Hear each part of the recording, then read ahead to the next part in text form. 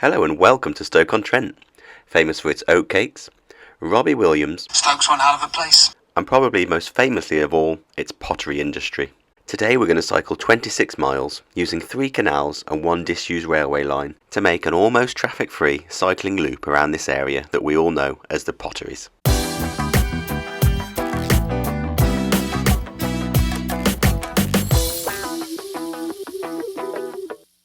We're starting today's ride in Hanley Park, which was opened in 1897 on the day of Queen Victoria's Diamond Jubilee.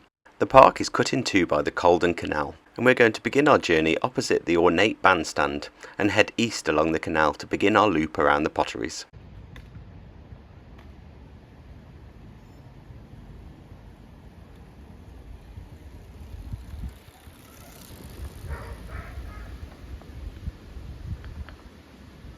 We're joining the Caldon Canal about a mile after it branches off the Trent and Mersey Canal, and although today the canal is well known as the Caldon Canal, it was originally just a branch of the Trent and Mersey Canal.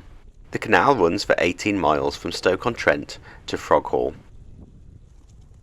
We're only going to be on the Caldon Canal for around 3 miles today, as we make our way through these older industrial areas of Stoke-on-Trent. We see plenty of new developments along the way, where the city has strived to revitalise the areas where the industry has declined. This contrast between old and new is brought strikingly into view just south of Hanley Centre, as we come across these 2 bottle kilns, still in situ in the middle of a new housing estate.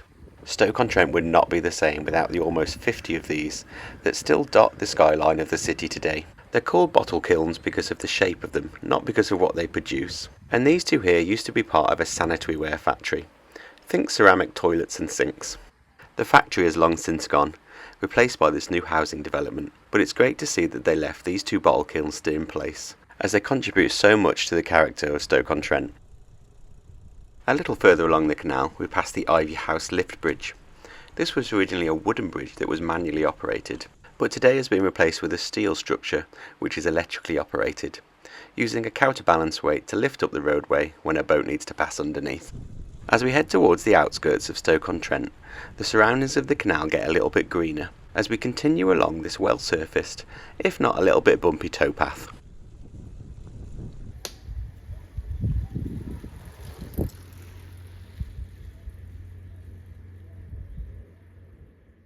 When we reach bridge number 15, it's time to leave the Caldon Canal and Route 550 of the National Cycle Network.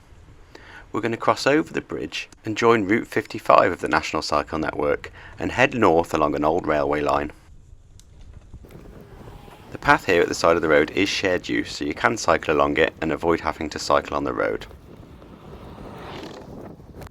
Here next to the Birch's Head Academy, we're joining what is now known as the Biddulph Valley Way. This follows the route of the Biddulph Valley Railway from here in Stoke-on-Trent up to Congleton, and you can see here at this point the level crossing and the gates are all still in place, if not looking a little bit worse for wear. The surface of the Biddulph Valley Way starts off as tarmac and continues like this right the way to the edge of Stoke-on-Trent. Even when it leaves Stoke-on-Trent and turns to a gravel surface, it's a pretty fine gravel, and I have in fact ridden the entirety of the Biddulph Valley Way on my road bike, although today I'm on my gravel bike, which is definitely a much better tool for the job. I took advantage of being on the gravel bike by taking a small shortcut here at Repington Road.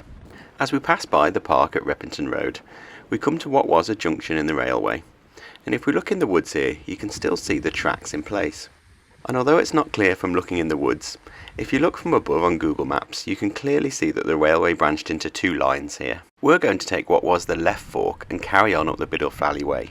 The right fork was the Stoke to Leek line, which was used right up until 1988, and interestingly was used for the same purpose that the Caldon Canal was built that we've just been cycling on, to transport material, mainly limestone, from the quarries at Caldon, down to Stoke-on-Trent and further afield.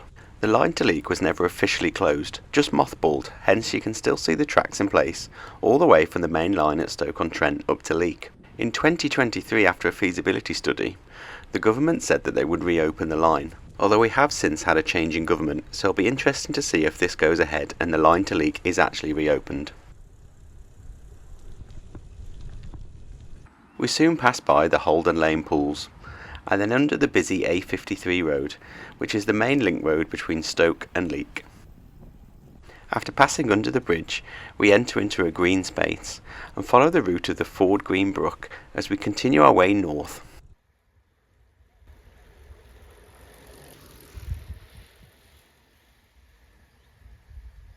In the Small Thorn area of Stoke-on-Trent, we pass over the B5051 via a crossing. I'm assuming that when the railway was first opened in 1859 that this was a level crossing, as there's no remains or any signs that there used to be a bridge here. After squeezing through this barrier, which may give you some problems if you have large panniers or are pulling a trailer, we make our way past Ford Green Hall and into Whitfield Valley Nature Reserve, which quickly turns into the Chatterley-Whitfield Heritage Country Park, which occupies the former site of the Chatterley-Whitfield Colliery. Here we cross over the Ford Green Brook and continue up the valley on the other side. The path here continues to be well surfaced, but it does get a little steep in places and a little bit twisty as it makes its way up the side of the valley. Here we've left the original route of the Biddulph Valley Railway. It carried on the other side of the valley, taking a straighter and less steep route. At the top of this section, before the route crosses over the Ford Green Brook again, we get a great view of some of the buildings of the Chatterley-Whitfield Colliery. The buildings now form part of a heritage centre, so if you're looking to learn a little bit more about the colliery here, that is the place to go. The Chatterley-Whitfield Colliery was actually the largest working mine in North Staffordshire, and mining had gone on in the area from as far back as the 13th century. And the colliery here, as well as all the other collieries in the North Staffordshire area, are a big reason why the Biddulph Valley Line was built in the first place. Back in the 1850s, there was a lot of pressure from these coal mines for a line to be built in the area. Construction of the line began in 1858. It partially opened in 1859 and was fully complete by 1860. Just north of the Chell area of Stoke-on-Trent, we take the right fork on the path and head over this rather modern-looking bridge. And in my opinion at this point we are leaving the Potteries and heading out into more open countryside. I am conscious that even though I've said we've left the Potteries, that in my last video on a route around the Black Country, there was some heated debate in the comments about what actually constitutes the Black Country. So if you've got a different idea of what actually makes up the Potteries, please do let me know in the comments. But I think we can safely say we've definitely left Stoke-on-Trent, and leaving Stoke-on-Trent we've left the tarmac surface behind as well. The surface has changed to this gravel surface, but it is quite a fine gravel, and on my gravel bike this is no problem at all. It's probably actually the perfect surface for this type of bike. The only thing to halt my progress at this point was a break in the track at Brinley Ford, where one of the railway bridges has been removed. I did have a look around here, but there's not much sign of the old bridge that used to be here. But interestingly, the trees that have grown here in place of the bridge have grown in such a way as to show us what the bridge would have looked like back when it was here. After crossing the road, there's quite a steep ramp to make our way back up to the track bed. Last time I rode this, interestingly, there was quite a large step at the bottom of this ramp, which would have impeded progress for anyone in wheelchairs or anything other than a normal bike that was able to lift it over. So it's great to see that that's gone and that this is more easily accessible to everybody. It means there's no reason for anybody to miss out on some of the great views that you see here as we head up towards Knipesley and Biddulph. As we look around, you might get a view of Harecastle on top of the hill in the distance. Although the castle might look medieval, it was actually built in 1754 as a folly on the estate of Road Hall by Randall Wilbraham. At Knipesley we pass over Brownlees Road. There used to be a bridge here passing under the road. As you can see, the route rises up, crosses the road and goes down again. But for some reason this bridge has been filled in, so we need to go over the top.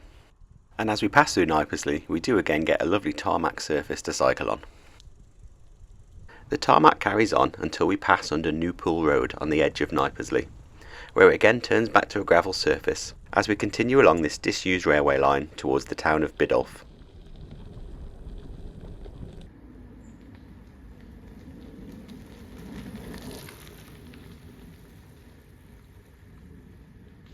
When we get to Biddulph, we find the only station on the line that wasn't demolished after the line was closed. You can see on the right the remains of the platform, and on the left is the old station building. The main aim of the Biddulph Valley Line was to carry freight, particularly coal from the North Staffordshire coalfields, to Congleton and back down to Stoke-on-Trent to meet the main line to carry it further afield. However, 5 years after the opening of the freight line, a passenger service was started in 1864, and this was one of the few stations along the line. As the line runs through fairly rural areas here north of Stoke-on-Trent, the passenger service was never a financial success. It ran for 60 years, closing in July 1927. Freight traffic, however, continued for another 41 years, with the last train leaving Congleton to travel along the Biddulph Valley Railway on the 1st of April 1968. Leaving Biddulph, we head through the Whitemoor Local Nature Reserve, a section that was actually pretty busy on the Sunday afternoon that I cycled through. After passing through the nature reserve, we cruise through this barrier and make our way over the top of the A527, the main road between Congleton and Biddulph, and at this point we're leaving Staffordshire and entering Cheshire, and our chances of getting an oatcake when we stop are going to be greatly diminished.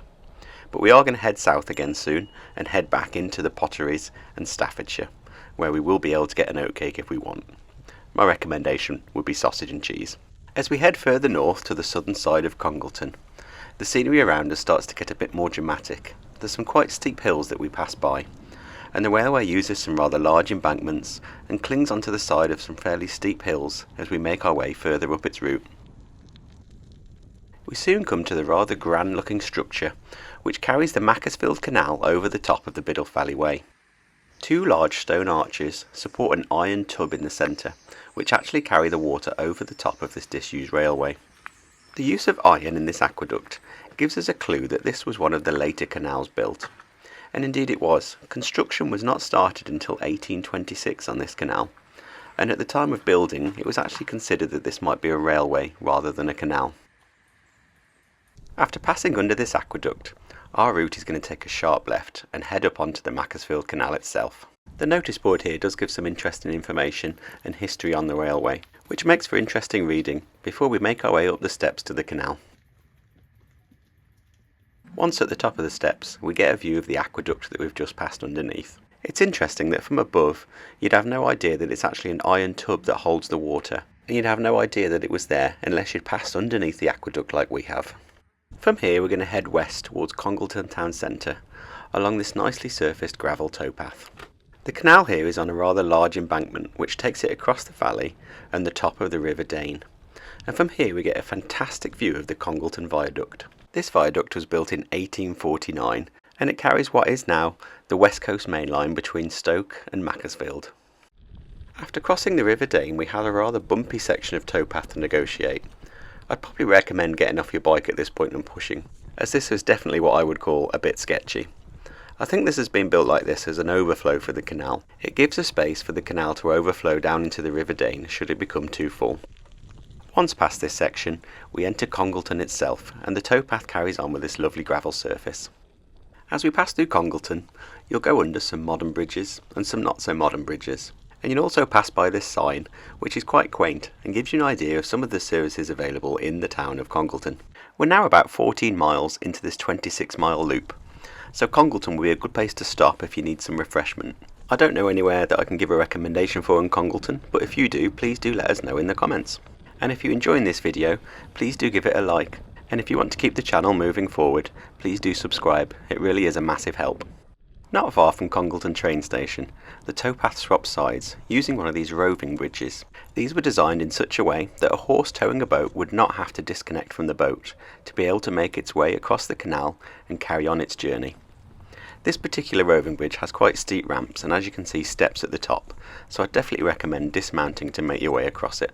I'm told that locally these bridges are known as snake bridges due to the spiral curve on the ramp that takes you up to the top of the bridge. After passing over the aptly named Canal Road on an aqueduct, we again continue along the canal and make our way over another roving bridge as the towpath swaps from the south side of the canal to the north side again. As we head out to the edge of Congleton, the towpath remains fairly wide and in good condition, making for some really pleasant riding along this stretch.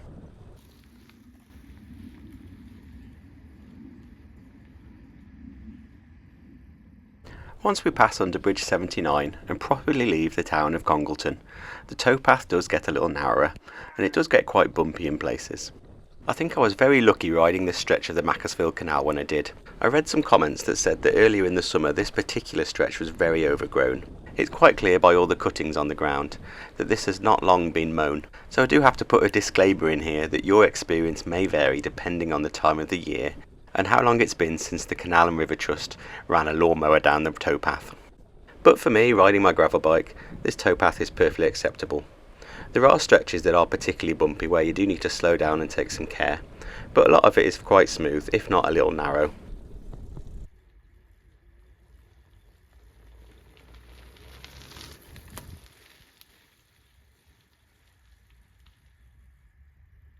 Between Congleton and Kidsgrove, where the Macclesfield Canal meets the Trent and Mersey Canal, it runs through open countryside and it makes for very pleasant and quiet riding. My only companion at this point was this heron that had decided to play cat and mouse with me, endlessly making its way down the canal and landing before it realised I was again coming down the canal and flying off again and making its way further down the towpath. I did begin to feel a little sorry for the heron as it endlessly made its way down the canal, but with a single towpath running down a single side of the canal, there wasn't really much I could do about it. The Macclesfield Canal is 26 miles long, so that's a lot of potential flying for this heron, although we did start part way down at Congleton. The canal opened in 1831 and links the Peak Forest Canal at Marple, just south of Manchester, to the Trent and Mersey Canal in Staffordshire. The canal is built in the style of Thomas Telford, using large embankments and cuttings to make the most direct route with as few locks as possible between the two ends of the canal. And although Thomas Telford did survey the original route, he was not the chief engineer. That job went to a man called William Crosley.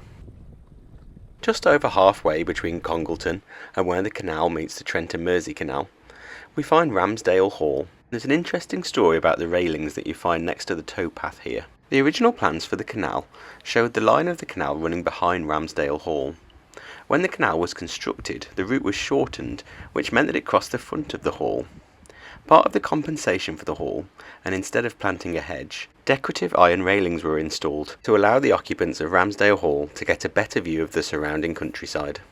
And here are the railings in question, and here is that view.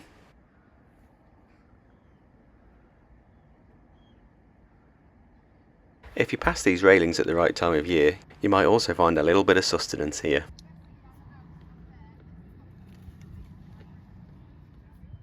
As we close in on the area of Scholar Green, the towpath starts to improve, especially as we pass this rather pretty marina.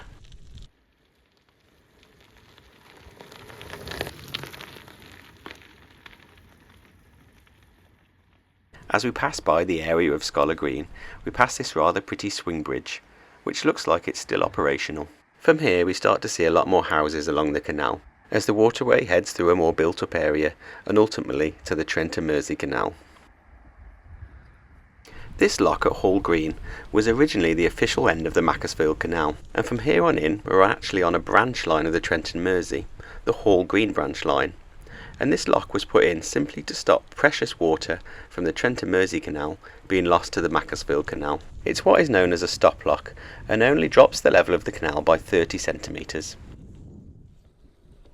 Because this branch line and the Macclesfield Canal met head on, it appears that they are one continuous canal. And today, to all intents and purposes, everybody knows this stretch as the Macclesfield Canal until it meets the main line of the Trent and Mersey Canal at Kidsgrove. From here it's only a mile before we're passing over the top of the A50 on an aqueduct, and shortly after, over the top of the Trent and Mersey Canal itself, as the canal takes the rather strange route to go over the top of the canal before looping to the left to join the main line. You can see here from the top of the bridge the aqueduct passing over with the Hall Green branch line or Macclesfield Canal, and below the slightly rusty water of the Trent and Mersey Canal passing underneath. So we are here, just having crossed over the Trent and Mersey Canal. I'm going to take a sharp left and carry on for about half a mile before joining the Trent and Mersey Canal, after it's passed through a few locks and raised to the same level as the Macclesfield Canal.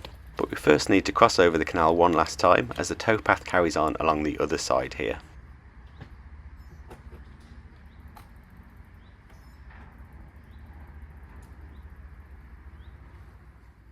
After a short ride, we come to the junction with the Trent and Mersey Canal, and you can definitely tell when you're getting close, because the water in the canal becomes what I can only describe as a rusty colour. We have to cross over the Macclesfield Canal again. I think I did say it was the last time when we crossed over earlier, but we do have to cross over it one more time to carry on along the Trent and Mersey Canal. This section of the towpath here, and indeed all of the towpath that we're going to be cycling today on the Trent and Mersey Canal, is part of Route 555 of the National Cycle Network, so you can expect a good service like this the whole way along this part of the canal.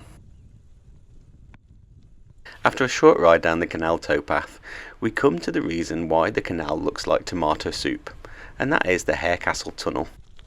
Or more precisely, the Harecastle tunnels, because there are actually two tunnels here that run parallel to each other. The first tunnel was constructed by James Brindley in the late 18th century, with the second tunnel being built by Thomas Telford in the 1820s, to relieve congestion in the original James Brindley tunnel. Unfortunately, before the First World War, the original James Brindley tunnel suffered a partial collapse and is today closed to any access. You can see the rather sad looking entrance to the right of the main tunnel.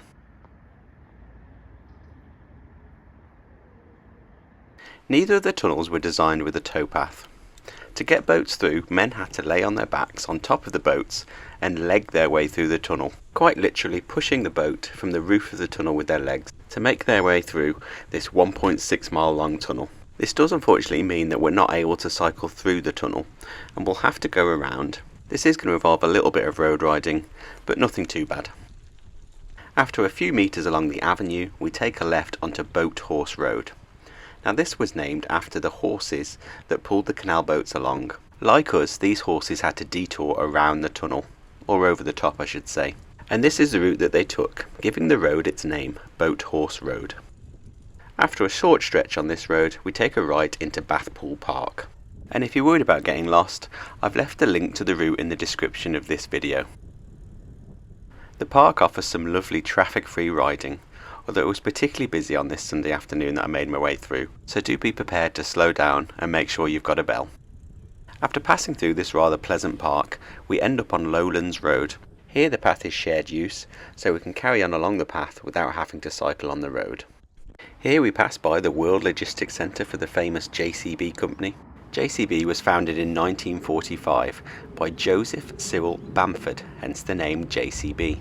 It started off in Uttoxeter, further south in Staffordshire, and originally built agricultural trailers.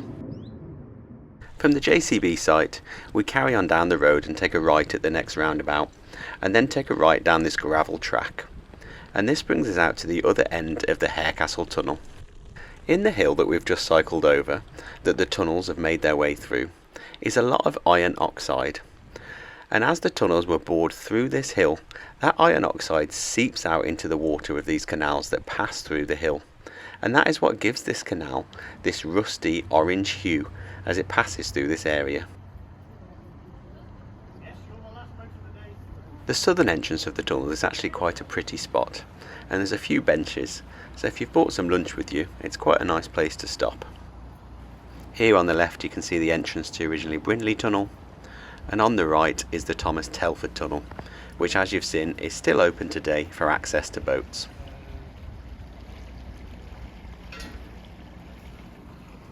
From here we can carry on our journey down the Trent and Mersey Canal.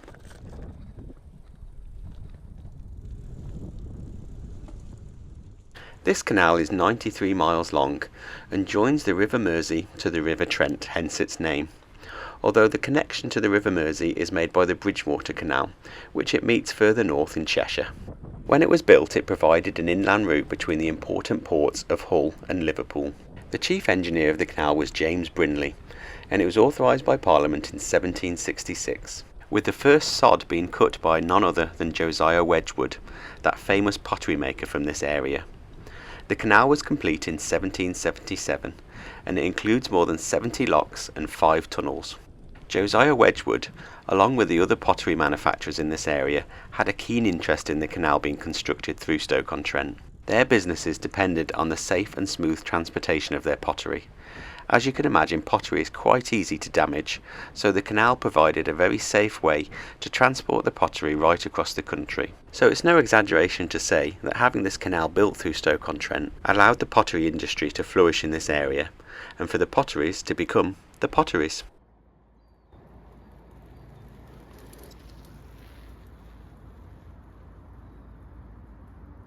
As we get to the Longport area of Stoke-on-Trent, we get to see one of these old pottery factories, looking in rather a sad state, but with its bottle kiln still standing, helping to give Stoke-on-Trent that unique character. A little further along we get to see a pottery factory in a much better state. This is Biddulport Pottery. This has a factory shop, a visitor centre, and you can also take a tour around the factory and see how the pottery is still made there today. And if it looks familiar, it actually starred in Season 5, Episode 5 of the Peaky Blinders, where its unmistakable bottle kiln makes an appearance.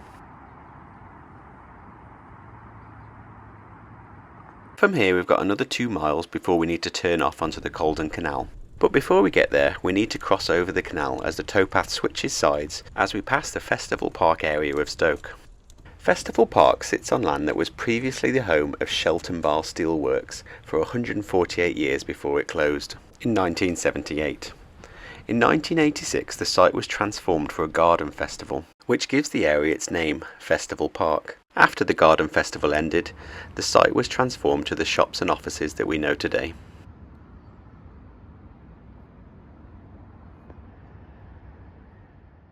From Festival Park, after crossing over the canal once more to swap sides, it's just a short ride down to where the Caldon Canal leaves the Trent and Mersey Canal, and as long as you watch out for sharks, you'll have no problem making it here. At the junction, we head down past the lock, which is the first lock we've come across on the Trent and Mersey Canal, and then take the left fork to cross over the Trent and Mersey and carry on along the Caldon Canal, passing by the Etruria Industrial Museum. After passing by the museum, it's worth taking a look over the other side of the canal to have a look at the statue of James Brindley, proudly standing at the entrance of the Caldon Canal. James Brindley was a pioneer of the early canal system. He built the original canal between Birmingham and Wolverhampton, the Trent and Mersey Canal, the Staffordshire and Worcestershire Canal, and many more, and he quite rightly deserves this statue at the centre of the Stoke-on-Trent canal system. From here we just have a mile to go to get back to Hanley Park where we started this ride. But before we do, we have a couple of locks that we have to navigate past. The first is the staircase locks at Bedford Street. These 2 locks together raise the height of the canal by almost 6 metres. We then go up one more lock next to Stoke-on-Trent College before making our way back into Hanley Park. And that's it, we've done it. We've completed a 26-mile, almost traffic-free loop using 3 canals and 1 disused railway line around the area known as the Potteries. I've really enjoyed this ride, getting to see some of the industrial heritage of Stoke, as well as getting out into the lovely Staffordshire and Cheshire countryside. If you've enjoyed it, please do give the video a like, and please help keep the channel afloat by subscribing. It really does help and it costs you absolutely nothing. And if you'd like to support the channel further, you can buy me a beer via the link in the description. You'll also find a link to the route map in the description of this video. Thank you very much for watching and happy cycling.